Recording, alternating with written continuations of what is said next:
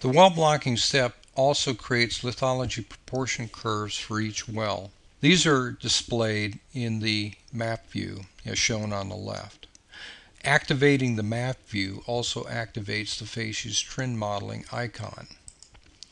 There are 3 steps in the lithofacies trend modeling task pane that we have to perform. There are also 2 different methodologies for creating the lithotype proportion matrix, or 3D proportion volume.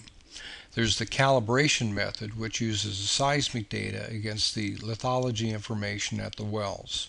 We don't have seismic data, so we're going to create the proportion cube based on the well data only. So the first step is that you're going to group the wells, and any wells that falls within a coarse grid will be averaged. And I'm going to just create a new name, and here I'm just going to call it grouped proportion curve.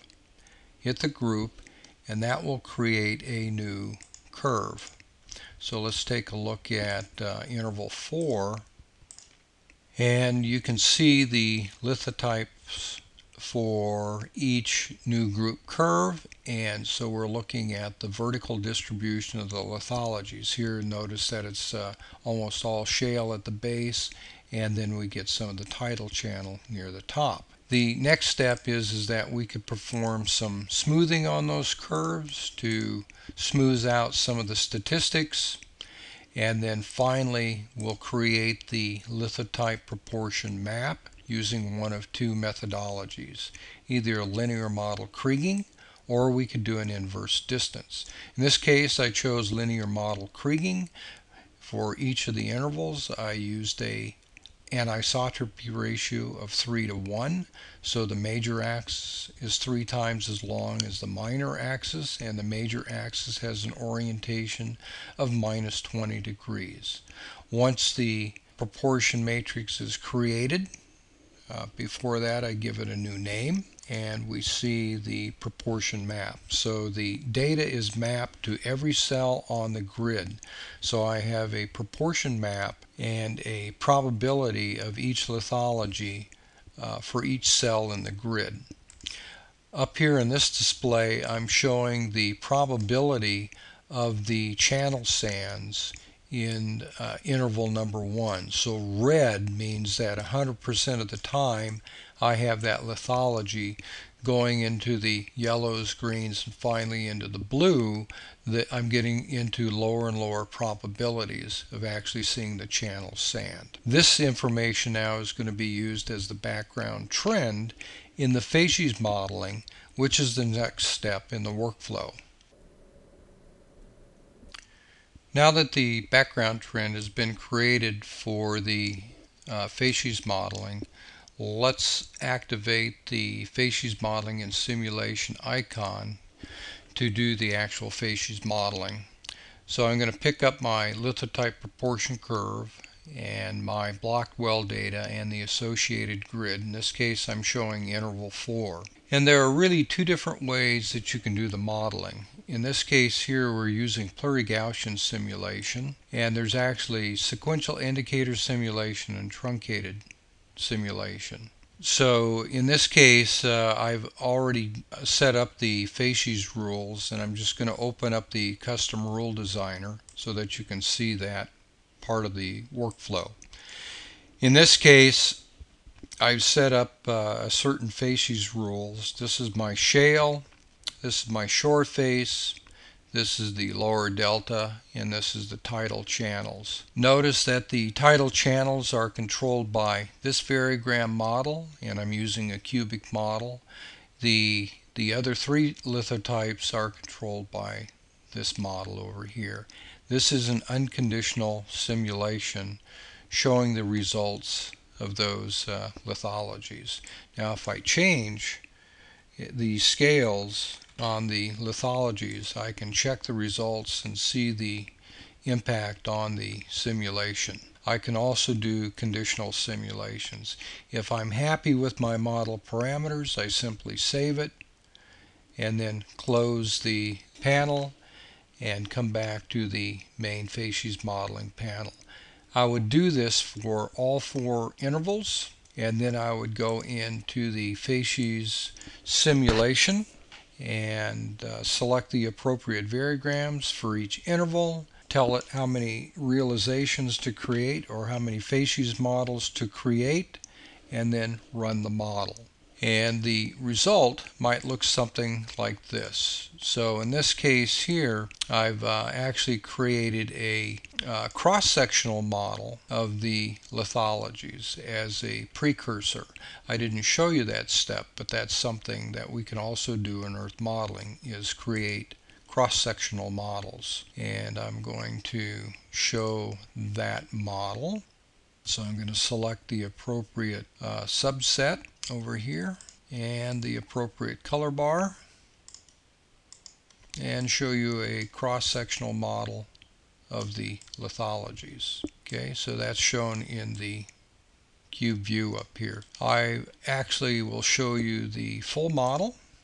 So I have the full scale model, and you'll notice that I have 5 different lithology models, the min, max, and index. I'll pick up the correct color scale over here, and I'm going to show the entire grid. Okay, so there's the entire grid, and you can see that interval 1 is dominated by that channel sand. And if you'll recall that the lithotype proportion map said that I had a very low probability that I'd have channel sands here. Now I can scroll through the different lithology models by simply clicking on the different index number, and it'll redisplay in the cube view. The next step in the workflow would be to populate the facies model and each lithology with its appropriate porosity and permeability. So let's open up the petrophysical property modeling task pane. So I'll select the correct well data set and the associated grid. I'm going to use all the data. In this case, I'm already set up to do the permeability, and I'm going to constrain it by the facies model.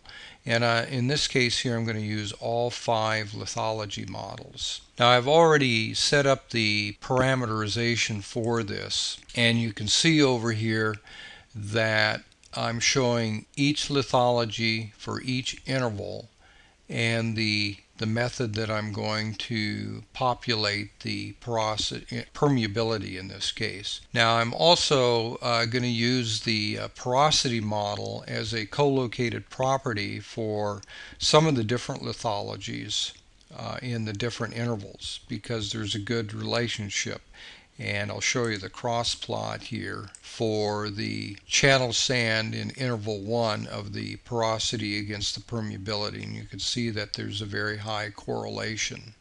So I'm going to set that up for each of the different lithologies for all of the intervals. Once I'm happy with that, I can then tell the program how many realizations.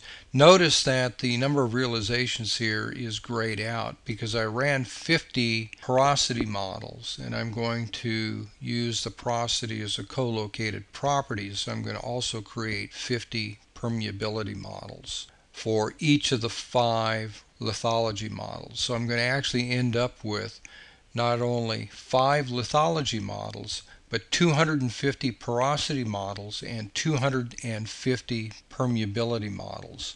50 porosity and 50 permeability models for each of the 5 different lithology models. So that's a lot of realizations. Over here in this window, I've actually displayed a J-plane of one of the porosity models against the facies model. So let's just turn off the facies model, and we can take a look at the permeability model. Let's turn on the grid, and you can see the wireframe. And now you can see the porosity populated in each of the cells. So let's go back to the display property editor, and you'll notice if I hover over this that there are actually 250 different models, and I can scroll through this and look at the different models. So these are the models in Facies model number 1. If I go to porosity realization number 51, I'm now actually in Facies model 2. So this is the porosity number 1 in Facies model number 2. Now let's take all of this information and do some post-processing and calculate some volumetrics.